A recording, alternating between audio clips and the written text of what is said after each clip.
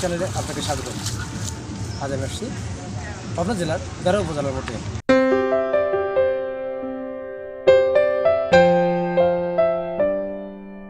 আমার পিছনে অবশ্যই খেয়াল করছেন যে অনেকগুলো নৌকা আছে।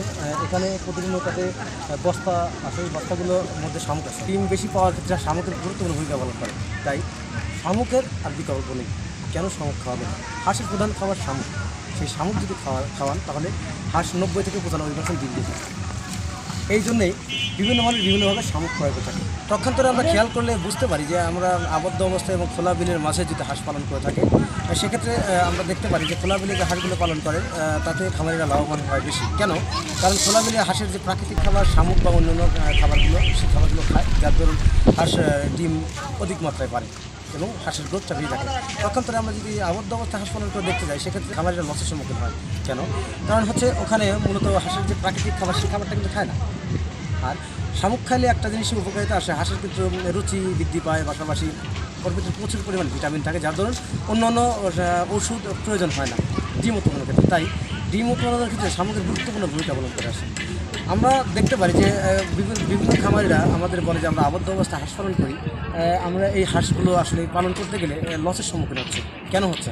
কারণ তারা মূলত শামুক খাওয়াতে পারছে না। এদের প্রধান খাবার থাকে হচ্ছে খুব ভুট্টা, গম, পাশাপাশি ধান এবং পাশাপাশি নারিশ কোম্পানির ফিড বা অন্যান্য ফিড হয়, যার জন্য হাঁসের গ্রোথটা ঠিক থাকে কিন্তু ডিমটা কম আসে, যার জন্য খামারিরা আবদ্ধ অবস্থায় লস খায়।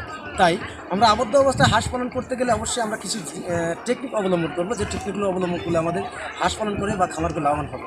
আপনি খামার করছেন, অবশ্যই লাভবান হওয়ার জন্য খামার করছেন। আপনি হাঁসের খামার করে যদি লাভবান না হতে পারেন, তাহলে আপনি কেন খামার করবেন?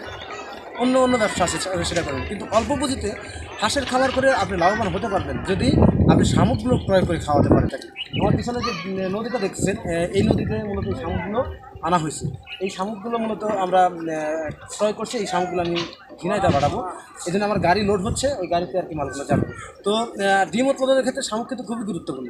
তাই শামুকের বিকল্প নেই। যদি আপনাদের শামুক প্রয়োজন হয়, তাহলে আপনারা আমার সাথে সরাসরি যোগাযোগ করবেন এবং শামুক ক্রয় করে দিতে পারবেন। যেহেতু এক কথা না বললে নেই, শামুকের কিন্তু কোনো বিকল্প নেই।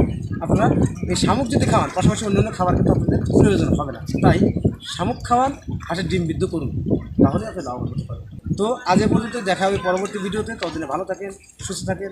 আল্লাহ হাফেজ।